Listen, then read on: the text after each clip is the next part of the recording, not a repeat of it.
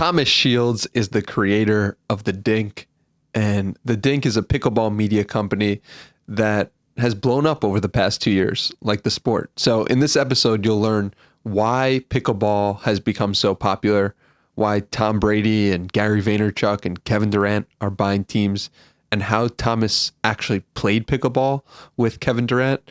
You'll also learn why he feels guilty when he does nothing, and what it's like to build an up-and-coming media company. I really enjoyed this conversation. I think you will as well. And if you do enjoy it, share it with a friend. This podcast is brought to you by My First Million. My First Million is a podcast by two of my favorite creators and entrepreneurs, Sam and Sean, and they discuss the latest on business and technology. And Thomas's company was actually created by listening to a My First Million episode and saying, oh, that's a pretty good idea. So Thomas has been shouted out on My First Million and his company. So check out My First Million wherever you listen to podcasts. Maybe you'll become the next pickleball media company.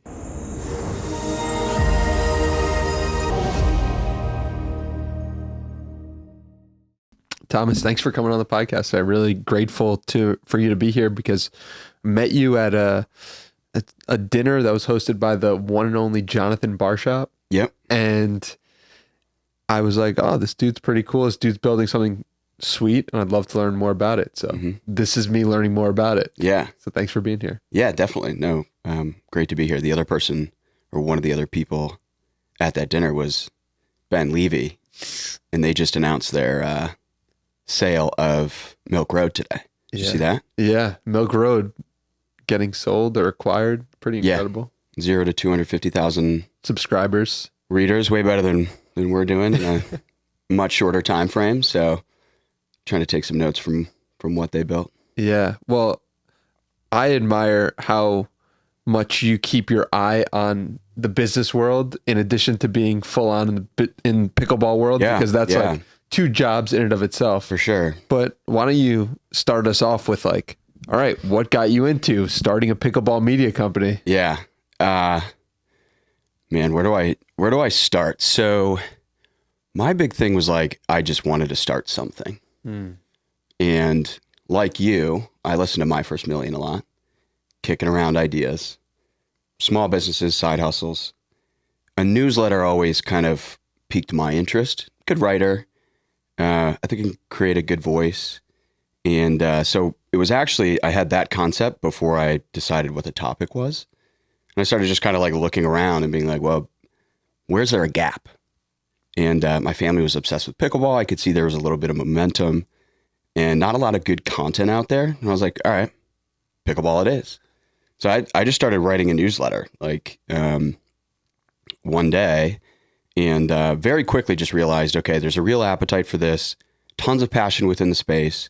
And from there, it was like, let's just keep growing the subscribers, keep publishing, and let's build out the next channel. Let's launch an Instagram. Oh, that worked.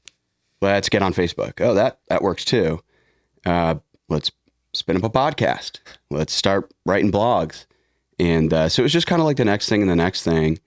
And I think we were just scratching an itch for something that had a lot of momentum behind it and still has a lot of momentum behind it, which is the sport of pickleball. I mean, yesterday we announced that Patrick Mahomes, Naomi Osaka, and Nick Kyrgios acquired a Major League Pickleball team. Oh, wow. Yeah. So, every week there's like new crazy news coming out about, somebody else trying to just capitalize on the growth. So it's exciting place to be in right now. Why is pickleball taking over the world like this? Yeah. A lot of people ask that question. There's some generic answers. I think if we were to really simplify it, it's like, okay, have you played?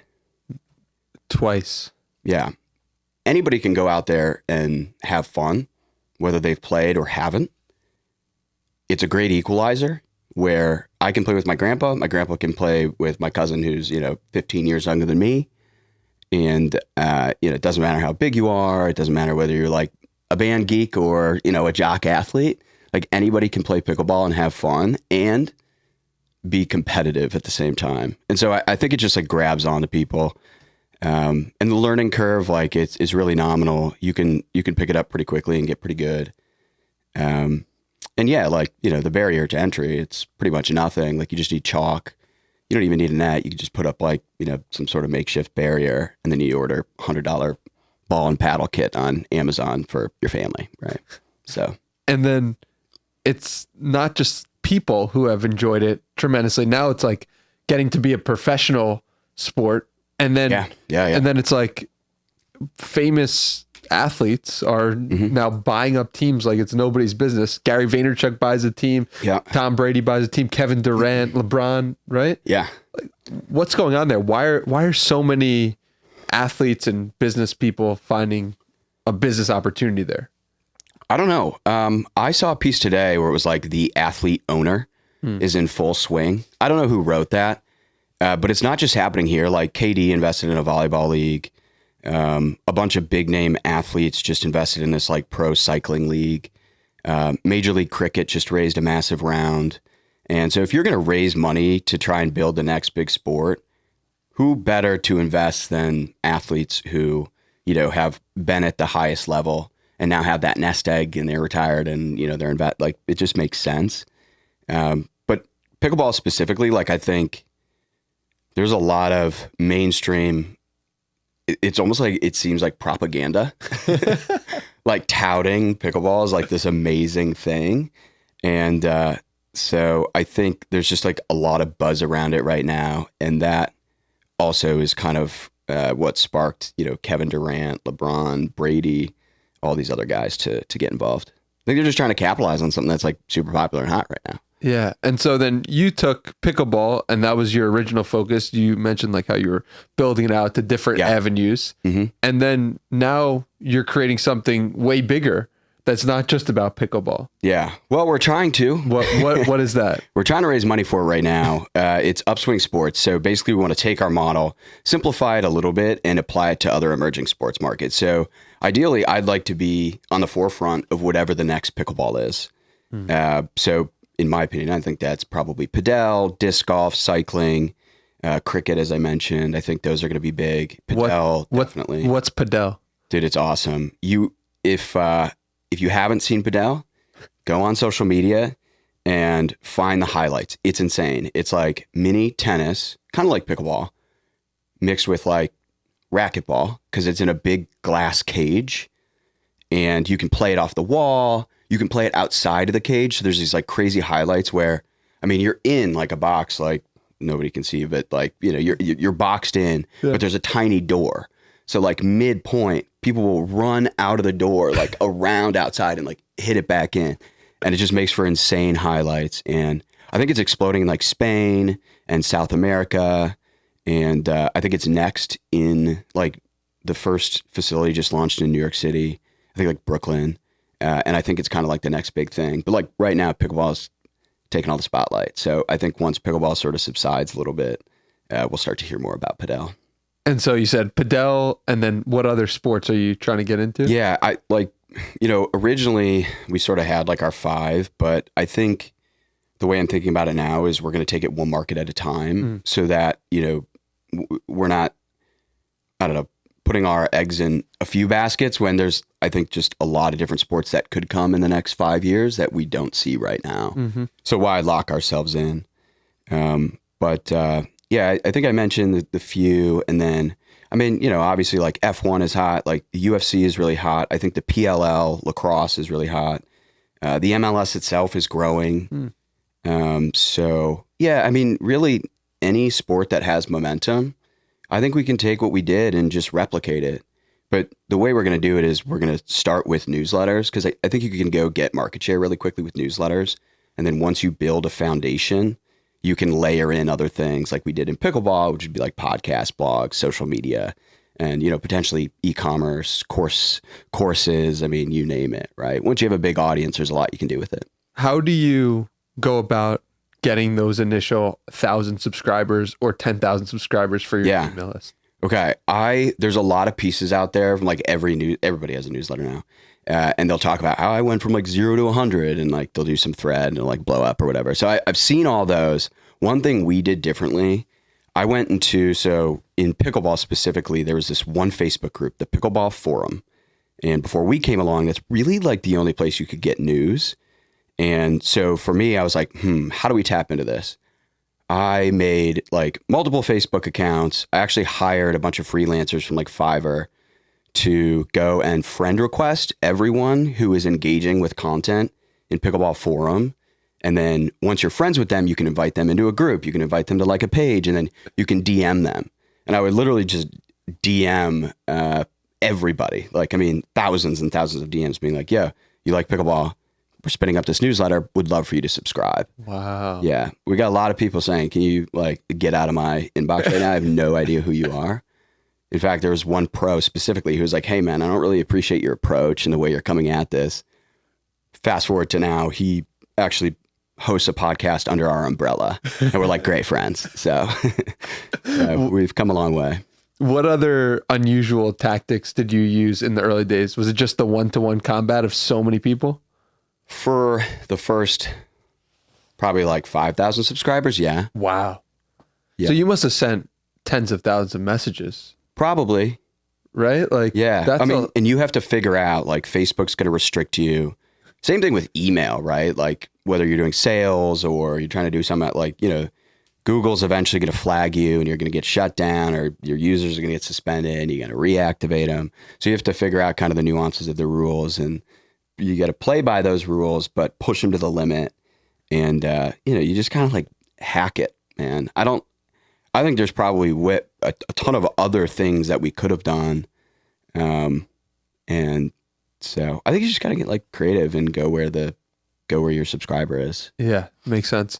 Now, going to you specifically, were you always interested in business since you were a young kid? Like, were there any signs that like, all right, this is something that I was going to do? Maybe. Sold like hockey cards, got in trouble for selling hockey cards when I was in like elementary school. But in high school, I was more focused on like sports and just like being social. It was just like kind of checking the boxes as far as being a good student goes. In college, I would say like my sophomore year, I was interning at Thusio, which is a pretty cool company, but my job description, I was able to like knock it out by the end of like, you know, the morning. So the whole afternoon I would sit there and be like, what do I do now? And I read a book about Elon Musk at that time. And I was like, and I was also listening, I got a hold of the Investors podcast with like Stig Broderson and something. And I was like, I want to be a day trader, right? And so I opened up a TD Ameritrade account, bought Solar City and Tesla, which I sold, wish I held on. And so that was probably like the first time I was like, really like, okay, I want to do something in business. I want to be entrepreneurial, and I want to be like Elon Musk, if you will, right? But yeah, I don't think like if you were to ask my family, I don't think they would say I was like showing signs of entrepreneurship when I was younger. Maybe they would. I don't know. Yeah. I'd be curious. Yeah. And then like, take me through prior to, how old are you? Don't ask that question. Usually it's to women who get upset. Well, I just turned 30 like 2 months ago, so I'm sensitive still. So like, what were you doing? You started the Dink in the past 2 years? Yeah. It would have been 2 years ago last month. Gotcha. So what did you do between graduating and starting the Dink? I was the worst investment banker of all time. And most of my time in investment banking was spent thinking of ideas I could do so that I could leave investment banking. And one of those ideas, actually, influencer marketing was really hot. It was like 2017 or 18 or something. And I was like, there's got to be a liaison. I was pretty naive at the time. I was like, there's probably got to be a liaison between brands and influencers. There are. And there were. And there's plenty of them. But it was, to me, this novel idea. I was like, we'll be the go-in-between, or the go-between guy. Mm-hmm. And so I started doing research. And this is going to be funny if he listens to this. I started doing research and found this company, Coley, which was essentially doing it as a software platform that connects brands and influencers and creators to generate like user-generated content and influencer campaigns.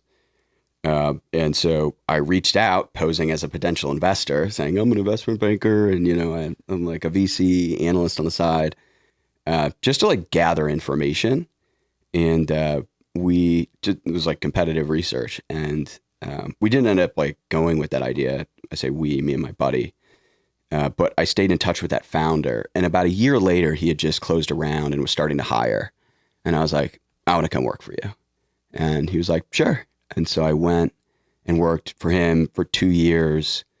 And I was living in New York at the time. And working full time. I was doing mostly like sales and a little bit of operations. We went from like 4 to 50 employees.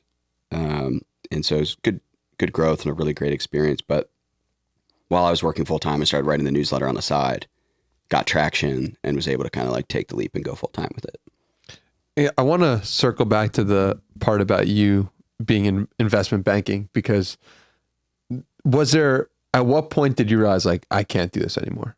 Well, I just hated it from the get-go. From the jump. Yeah. So how many years did you? Well, I was bad. I was fundamentally bad at it. Like I'm not like a super analytical guy. I would say I'm more like scrappy and I can just like figure things out. Right. But I was never going to become like an expert investment banker. Right. I find this fascinating though, like when people hang on to do things that they don't like or actively hate, or that they're just like, this is not me, and that they still do it for how many years? 4? 3 years. How do you get yourself out of that if it becomes a cycle to do it for so often? Yeah. I mean, like all my like my best friend group at home, like, and a lot of my friends from home all went into investment banking. And, a handful of them are always like, hit me up being like, I need to go find an opportunity. I need to do my own thing, but they are stuck in that cycle. And it's a great cycle to be in, by the way. Like you're making a lot of money. Right. And once you kind of get out of the analyst phase, you can kind of, nobody's looking over your shoulder. You have autonomy and, you make a great living. So getting out of it, I don't know. I think you have to be naive. I definitely have a good degree of that naivety. And you have to have a risk tolerance, and eventually you just have to kind of go for something, right? For me, I started something on the side. Yeah. And I think that's probably a good way, is like find something you think you could do and just try, see what happens. Maybe there's traction. Maybe there's not. And you say, all right, that was a bad idea. And you go on to the next thing. Were there any bad ideas that you actually pursued that didn't end up actually going anywhere? Oh yeah. So when I said we earlier, my buddy, we came up with so many business ideas. One of them was we wanted to, I actually still think this is a good idea. I'm from Detroit. Basically you'd go like clean up a community, like pick up trash and stuff like that, and then recycle it and create, like bracelets and sell those. And it would be a way to kind of rep your city, because each city would be different, but also it would be like giving back to the community. Like, there's a good cause behind it, like cleaning up the city. And then some percentage would have gone to, cleaning up the city, right, of each sale. So went and got like a heat gun from, I don't know, Ace Hardware or whatever, picked up trash off the ground, like melted it down, made a bracelet. Me and my buddy were super pumped about it. And we were all excited, like, this is going to be it. And one time we were like sitting on a flight with my dad, and my buddy was like, pitch him. And like my dad was like, pitch me what? And I was like, damn it, okay, this is it. And so I like brought out the bracelet, and we did the whole thing, and he just like, you could just see in his eye, he was like, this is so stupid. And we were like, damn, okay, maybe that's not it. We had some other ideas. One was, one time we were living together in Chicago, and I came home from work, and my dress socks kept falling down. And I was like, this is really annoying. Sure enough, there were plenty of solutions for this, by the way. Like, one, better socks. Like, pick a different sock brand. But for us, we were like, okay, there's got to be a way to like solve this problem. And we literally, like, within an hour, I went upstairs, grabbed a pair of like my boxers, ripped them apart, pulled out the elastic waistband. We somehow figured out how to put like hooks on the end of it and like hook it from your sock up like your pant leg to your dress shirt. And it was like this total piece of shit, like prototype. But we were like, this is it. Obviously, that was not going to be it. One idea we did have, he had, his name's Max. And Max Flannery. And he's actually the founder of a pretty fast growing startup right now. He came to me with the idea for that startup and was like, hey, we want to put advertisements on the side of trucks. And so we actually ran with that for a little bit. And we found like a third co-founder. And, we put together a deck. I think we built a website. But around that time was when I went to go work for Coley in New York. And so I just kind of stopped working on the business. And they kept going with it. They've raised $6 million from like some pretty legit investors, probably ones that you've had on the podcast. And they're doing really well right now, growing pretty quickly. So maybe I should have just stuck with that one. But they're doing really well. I'm doing my own thing, and we're still like best friends. He was here last weekend. So yeah, there were other ideas too in between that were much, much worse. Well, when you say like I should have stuck with them, like I'm curious, like what are you optimizing for? In terms of what? In life. Like right now, what do you think you're optimizing for? Yeah. Good question. I think I just want to build something impressive. I don't know. I think for my family mostly. I think a big driver for me is like I just want to make my family proud. My family is a family of entrepreneurs. And so maybe that's why I gravitated toward that route. But yeah, I mean, like I just kind of want to call the shots. I don't want to have to work for anybody. I don't want anybody over my shoulder. I want to run my own business, and I want to build something cool and impressive. And, I want to constantly make progress, right? Like I never want to stagnate. So, yeah. It's interesting because you're also getting your MBA at the same time as building this business, which is actually something that Jack Rains is doing as well. Okay. Who's a great Twitter follow and LinkedIn follow and was recently on the podcast. And I just found it interesting, like building your own thing, like being a creator, being an entrepreneur, and also pursuing school at the same time and getting postdoctorate degree. I just thought it was interesting because I never really viewed that as an option personally, but why did you decide to take that route? Because I was in investment banking. I was like, I don't know what I'm going to do. Or I was working at that startup and I was like, this is great, but I got to elevate. I got to do something. And an MBA made sense. Yeah. A lot of people in my family, my dad, who went and got their MBAs, changed their life. So for me, it was like, okay, that's something I can do right now. That's tangible and I can take that step. So I started going down that route, took the GMAT and all that stuff.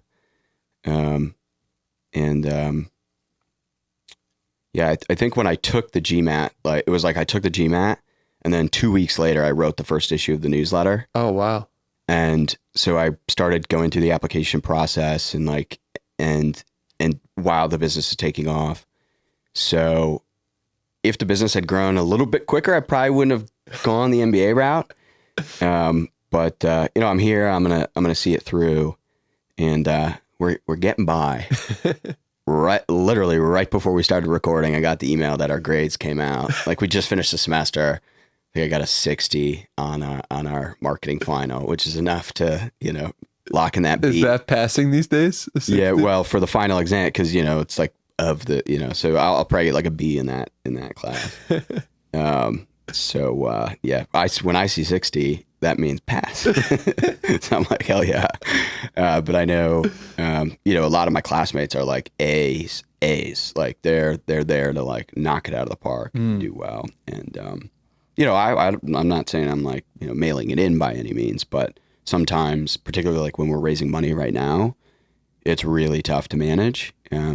But other times it's really not so bad. So, yeah. Take me through like the difference between you and classmates when you're like, you have something on the side or that is your full focus. Right. And then a lot of other people, I'm sure their full focus is being in school. So like, yeah, well, so I do the evening MBA program. Gotcha. All my classmates work full time. So we all have that in common. but they're all, they're working in, it's UT, right? So a lot of them are in in oil. University of Texas. Yeah. So it's become so common to me now. Yeah. University of Texas. Or they work in tech or consulting. They all have really good jobs and impressive careers. But yeah, I mean, they work full time, and we're all kind of doing this at night and on weekends. And so I think we all are of a similar mentality where sometimes it's more about just getting by than, this obviously varies person to person. Some people want that 4.0, but, we're all kind of that mentality of hey, we're working full time and putting in extra hours at night and in the weekends. So what about the business taking off? When was the moment you realized oh shoot, we're actually onto something here? I've had many moments like that, and then many moments where I go, God damn it, what am I doing? But I would say this past 8 months maybe is when I kind of had that real sigh of relief where we started to generate good revenue, and we turned into a profitable business. Now I have 3 full-time employees, and so I guess maybe you could say only recently have I been this is okay, this is legit, and we can really grow this thing and do something here. Up until then, it was man, we got to figure out how to make this work, and a lot of stressful times. But as long as we kept growing that audience and building that is that positive reinforcement you need to just kind of keep going and driving ahead. Yeah. What's the number one metric you're looking for in terms of audience or social or email? What's the number one thing you're all right, that is correlated to revenue in some way? Yeah, we're an email company. Email. Yeah, we're a newsletter at our core. We're a publication. Lately, our blog has really started to take off and do some cool things. So we're leaning into that more, monetizing that better than we were previously. And I just brought on someone full time to really help with that. But really, it's the number of subscribers and, open rates, click rates, that kind of thing. Gotcha. Yeah. And then take me through the moments of feeling on top of the world and the bottom of the ocean. Where do you go to when you're this is so stupid, or what am I doing here? What, this is not working. What is how do you get out of that place? Dude, I am the biggest subscriber to cringy hustle porn. Did not expect you to say that. Yeah. Dude, Instagram reel or a TikTok of there's that one where somebody's interviewing Elon and they're are you worried about failing? And he's there is no failing. There is just doing. And I'm yes. Even though I know it's and there's that cringy ass music playing, but I'm yeah, 100%. So I like to read a lot about entrepreneurs. I read a lot of biographies. And I love listening to interviews your podcast where you're interviewing people who have been there, done that, and built something great. That's really motivating for me. But yeah, man, sometimes if I were to ever get a tattoo, it would be the word autopilot. Wow. And autopilot to me means regardless of what's going on, you put that gear forward and you just keep going and you just kind of block out the noise. You get tunnel vision. And so that's kind of been an acquired skill for me where it's I don't really care what I'm feeling. There's things we need to do to keep building and progress. And so yeah, sometimes it's put the blinders on, head down, work. It's funny because when you say autopilot, to me, it reminds me of not paying attention to what I'm doing. Just but autopilot, it could also be I'm just going to work. Doesn't matter. Doesn't matter what the circumstances are. This car is still going to drive forward. Yeah. Yeah, exactly. Put it in gear and go. That's what you got to do. Yeah. What about the high moments? What have been some of the most exciting moments from creating this company? Interviewing Gary Vee was a cool moment. I got invited to host the live draft show at Arthur Ashe Stadium in New York City. It's in Queens. But hosting like a live show that was like the focal point of Major League Pickleball and the pickleball world, where there's these big name investors, and I'm the guy they asked to go, do the analysis and reveal the picks and stuff. Like, that was really cool and exciting. And I was super, super nervous. What were you nervous about? Shit in the bed on like live TV.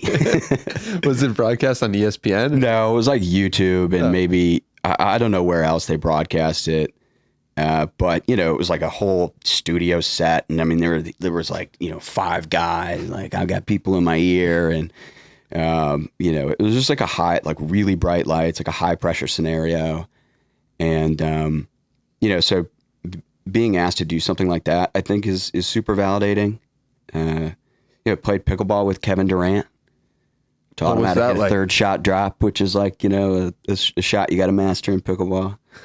It was cool, man. It was just a really cool experience. Like the clip of me and Kevin Durant gets picked up by like Bleacher Report and House of Highlights. I'm like, this is sweet, right? There's no tangible like monetization to that moment, but it is a very validating and encouraging moment. And you have a lot of people reach out to you, and it's just like cool and exciting. But the other thing I would say is when I open my QuickBooks and it's like, hey, we're going to be profitable this month. Like, that's pretty awesome too. Watching money come in is a fun thing. How do you go about getting sponsors or getting revenue come in? Like, what does that process look like? Yeah. Most beneficial thing I ever did was work in sales for that software company. I think it opened my eyes to how to go get on the phone with anybody and make a sale happen and bring money in the door. And so for a while I was doing our sales, but I brought on Kim, who's phenomenal. She's our head of partnerships. She does all our sales now. In fact, if I make a sale, I can tell. She gives it a side eye. She's like, "Oh, that's good." I'm like, she wants a commission, which I really actually appreciate. But she kind of runs our sales process now, and she does a really good job of like building relationships with the people that we work with. But also, we as a company have just become really, really well connected in the space. And so we do have a lot of like inbound where, people come to us and say, we want to work with you guys, we want to spend with you, and say, sweet, love it. And at what point did it start switching from outbound to inbound? Like at what subscriber? It actually like was inbound mostly originally. Yeah. Just because like, I think we were doing something really unique that wasn't in pickleball before, just cultivating an audience of engaged people who open and read us every day or follow us on social. And so we've always kind of had that. But I mean, more of our revenue now is outbound. But we do get to rely on some inbound every month too. And what do you think the opportunities lie for somebody listening who's like in the position you were in being an investment banker, let's say, and just not enjoying it? And they're like, all right, I want to do something that is going to be fulfilling and exciting. Like, where should they be looking? Microacquire. You just go shop for businesses. There's buy biz sell, buy biz now or something is like another where you could buy like a local business, like an ice cream shop or, like a repair shop. And like, I am a firm believer that anybody, like if you have a college degree, and even people who don't have college degrees, if you're of decent intelligence, like you can start and run a company. You can. And it may not be the biggest thing in the world. It might be a nice little side hustle. But I do believe that if you are dedicating your time to building something, you're going to be successful if you just put in the time and you like learn it. And you don't have to know, like, I didn't know anything about what we're doing right now. And it was just all acquired throughout the process. And so I think anybody can start a business. I really do. So what areas should they be looking at? Like what areas do you think are prime for growth in the next 10 years? Prime for growth. I don't know. That's a question above my pay grade. I actually, yeah, I'm not going to have an answer for you on that one. Fair. Yeah. You just got to investigate and figure it out. It doesn't have to be like you don't have to be on the cutting edge of something. Like, I think you could just go like, take out a small business loan, go like buy a small business and just start running it. I think there's like a lot of mom and pop shops. People talk about like the transfer of wealth from, boomers to, they're retiring and there's nobody to take on their businesses. Like, go acquire a business and apply to it skills that previous founder or CEO didn't have, which if you're like a millennial or younger is probably digital marketing and just being savvy online and probably just having more hustle because you're younger than somebody who is sort of like, been doing it for years and is kind of just going through the motions at this point, right? So, yeah, I would just encourage people to look around, look at those websites just to get like inspiration, and let's go for something. What are some of the things that most people wouldn't realize you did successfully to build your company that on the outside they might not be aware of? Yeah, like running a sophisticated sales process, building a deck, customer success, essentially, working with brands to make sure they're happy and building relationships. So you can see all the external stuff, right? You can see our follower counts go up and, we have a bigger audience. We're publishing more. But yeah, what you don't see is the day-to-day grind of, constant conversations with prospects to bring them into the funnel and then eventually get them to spend with you. And hopefully spend the next month and the next month, right? Like making sure we're fulfilling deliverables. If we outline a partnership that's social media, blog, podcast ads, newsletter placements, giveaways or whatever, right? Like making sure we're fulfilling our obligations to that brand and making them happy and doing what we're supposed to do. Like that's the real day-to-day grind. And yeah, you just wouldn't have that insight unless you were working for us, right? How many pieces of content are you guys putting out every day? Great question. Should I know that? Should I know the answer to that? I don't know. Ballpark. We can pull it up, right? Like, yeah. Like, I don't know. Instagram, like, TikTok, YouTube. Maybe like, I don't know, 15 or more pieces of content, maybe a day. But like that includes like tweets and stuff. Mm-hmm. I think we could be doing more. But we're small and scrappy. And a lot of our time has to be spent dealing with our current customers, right? By customers, you mean brands? Yeah. Right, exactly. Because in a way, the people who are engaging with the content are not customers per se, but those are fans of pickleball and fans of the brand. Yeah. But in a way, you could think of them as potential customers if they're fans of the Dink. Yeah. Yeah, right. I guess there's like two. Yeah, there's acquisition of subscribers and audience, and then there's acquisition of paying customers like brands. Right. So yeah, keeping both of those sets of people happy. And one thing we've been talking about lately is like, yeah, we have some people who are like really big fans of us and like the content that we put out there. So let's talk to them. Let's interact with them, and because I think like the way we write and post our stuff, people feel like they're friends with us. Yeah. And I love that. Right. I love that. And I want to cultivate that. I don't want to let that fall by the wayside because we're distracted by other things. Right. Like, so building relationships on both sides of the equation, I think is pretty important.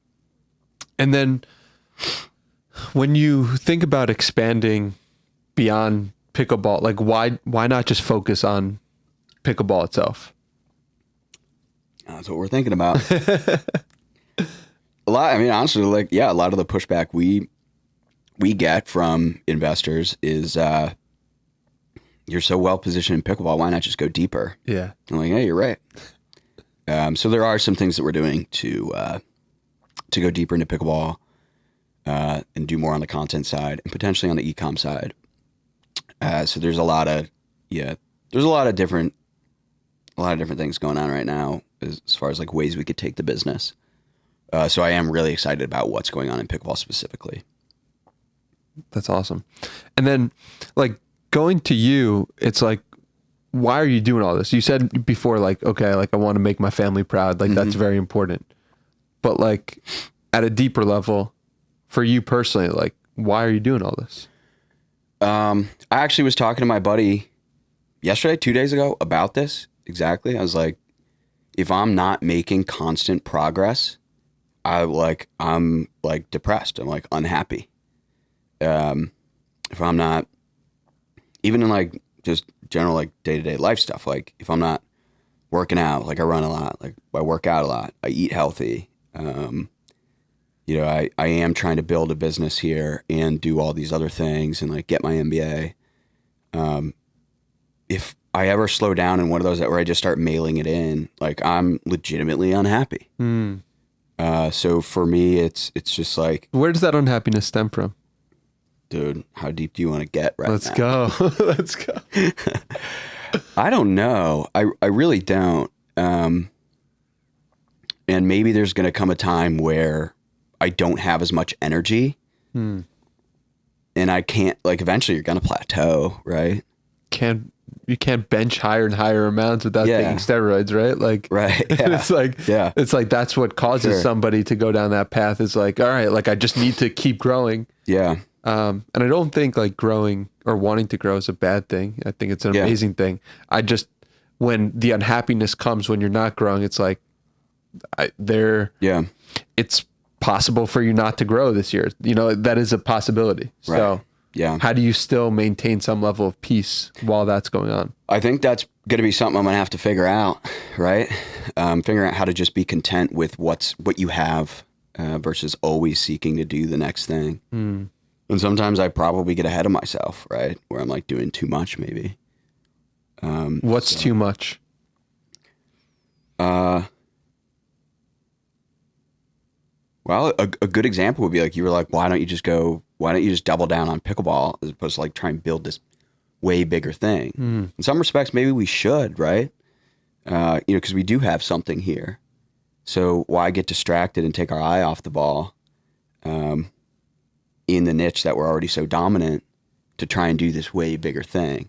Maybe we should just be content where we are and build that out versus try and go build this like massive sports publishing media company, right?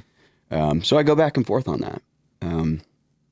But I don't know. Right now I am making a lot of progress in all these different areas, and it's making me feel really great. Hell yeah. Super happy of late. So hopefully we just kind of keep that moving. Hell yeah. So talk to me about like the running specifically I saw you, I was going around Lady Bird. Oh yeah. Yeah. Right. Just run into you. Yeah. So, some of my classmates and I are, training for the Austin Marathon. So that's what I'm focused on right now. So did, like I was doing 12 miles when I saw you, did, 8 on Monday. And, I love running. Running's awesome. It's when I kind of have like my best moments of like, sometimes I'll be on a run and I'll have this like great idea and I'm like, I got to get home, I got to start working on this now. So I think there's like clarity and, it just, I don't know, running I love running. It makes me feel really great. I have great thoughts while I'm doing it and I just feel good about myself. It's definitely one of my favorite things to do. How do you balance it all? Like the running, the eating right, the MBA, the pickleball, like playing, like. I don't think it actually, I guess when you like list it, it sounds like a lot, but it doesn't seem like a lot to me, at least not right now. I do still get plenty of time to just kind of like sit down, do nothing. And in some respects, sometimes I feel like guilty that I'm not working on something or doing something that's like progressing either the business or myself. And so that might be, part of one of the drivers is like this constant poke of like maybe like anxiety of not progressing, right? And you do get that like guilty feeling. Like there is always something I could be doing to benefit one area of my life. And so I think I will now. Hey, listen, this is a good therapy session. Now I'm thinking about it. Like there's got to be a time where you just kind of, you figure out how to be content. Yeah, I don't know. I think the guilt, some part of the guilt can stem from the understanding that life is precious. And it's like, we're given this opportunity. So like, let me make the most of it. But what I also often think about is like, sometimes we don't know where the next progress is going to actually come from. It could be doing nothing, quote unquote, nothing. A great idea stems and you're like, oh wow, like I got to go do that thing now. But it only came from sitting and doing nothing. Right. It's interesting. Yeah, it is. Yeah. So like, take me through like, if you could have an ideal scenario, we're sitting here December 2023, 1 year from now, what is the ideal for you? It changes by the day. That's the crazy part about life, right? Yeah. Yeah. It's like, you think you know what you want, and then a day later, you want something else with just as much conviction. Yeah. Shiny object syndrome, right? Yeah. That's kind of the cliche line. Yeah. I suffer from that big time. I was talking about that with, I never know how to say his last name, Nathan Bao. Do you know who that is? Yeah, I've only read his name on Twitter. He's a big Twitter guy. Yeah, he's like the storyteller guy. Yeah. But we were talking about exactly that. And yeah, I don't know. I think it's something you just have to be cognizant of and work on. Well, what was the conversation like? Ask the question again. I need the question again. What was the original question? I don't know. I just get so lost in what we're doing in the present moment. Yeah, that's how I am too. Oh, it's the shiny object syndrome, right? Like you kind of just dance from thing to thing. And for me, you know, I've had a million different ideas as far as like how we should take the business or where we should take the business. And, you know, focusing is super important. Because I think like within pickleball specifically, like we have this big audience. There are so many different, like we could go do events if we wanted to. You know, I was talking to somebody about launching another podcast yesterday. We're really thinking seriously about acquiring an e-com business, a course business, hiring to just go deeper in what we're already doing, publish more, put more blogs out there, right? So thinking about asking the critical question, like what is the ultimate goal? Well, the ultimate goal is to make a more profitable and bigger business, right? And to do that, you need to be able to monetize. And so while some of these things are super exciting, you have to be practical. Like what can you actually execute in the near term? And monetize at the end of the day. I think like being really cognizant of time allocation in relation to money, because ultimately we're trying to build a business and make a profitable company in a big business. And you need money to do that. So while maybe launching another podcast is a really fun thing that I think our audience would love, is it worth the time? Is it? And so I have to ask that question constantly because I very much suffer from shiny object syndrome. And then how do you go about saying, all right, we're going to raise funds now, we're going to raise venture capital money? Like that's a whole different ballgame, it seems like. Yeah, I think part of it was and is, no matter how successful we are in pickleball, how big can a business be in a niche like that? So we're constantly coming up against the natural ceiling of pickleball's, like how big pickleball is, right? At the present moment. Yeah. It's not factoring in where it's going to go. Right. And the ceiling keeps raising, right? So, you know, our opportunity within the space is only going to continue to get bigger. But right now we kind of have this playbook. I think I understand how to build an audience, write a great publication, put a really cool spin and voice on it. and do something different and unique. And I think we can apply that to these other sports markets. And that's how you build a bigger, broader business versus just like a lifestyle business in this niche. So that was the premise for going to raise funds and going after these other sports, because I think we can do it. I think I understand the roadmap. I have the blueprint. We have our test case. So, while I am still young and have this energy, let's go seize the opportunity now versus, maybe in 10 years from now when I have a family and maybe I'm not as energized, right? I'm thinking about seizing the opportunity, but being mindful of where the opportunity actually is. What's been the biggest mistake you've made over the past 2 years? Yeah. So it's the fact that we tried to be everything at once in pickleball. What should you have done instead? Focused on one thing.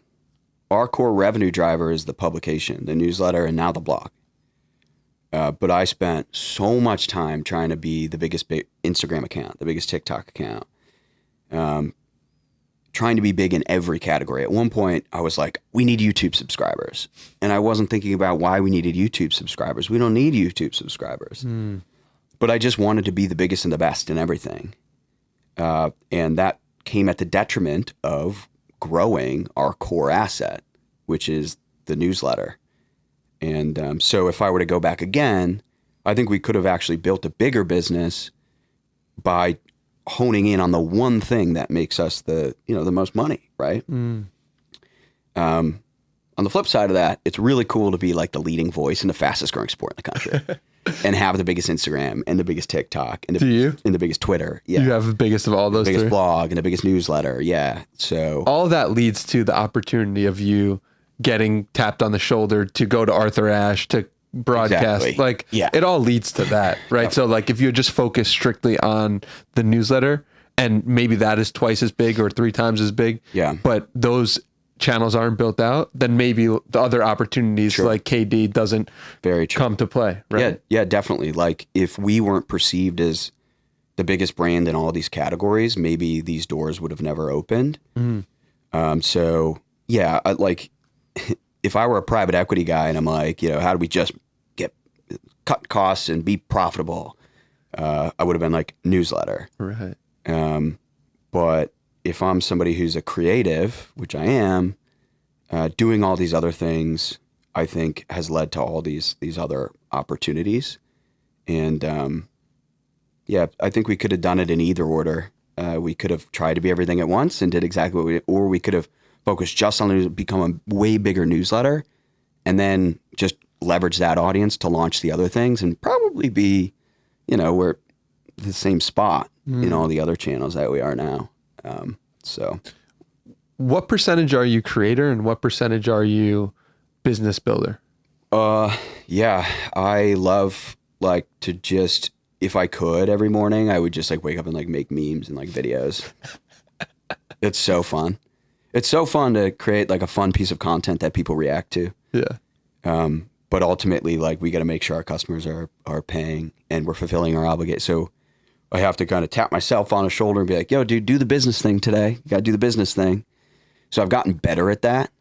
I think probably for the first year, I was like, we'll monetize later. It'll come.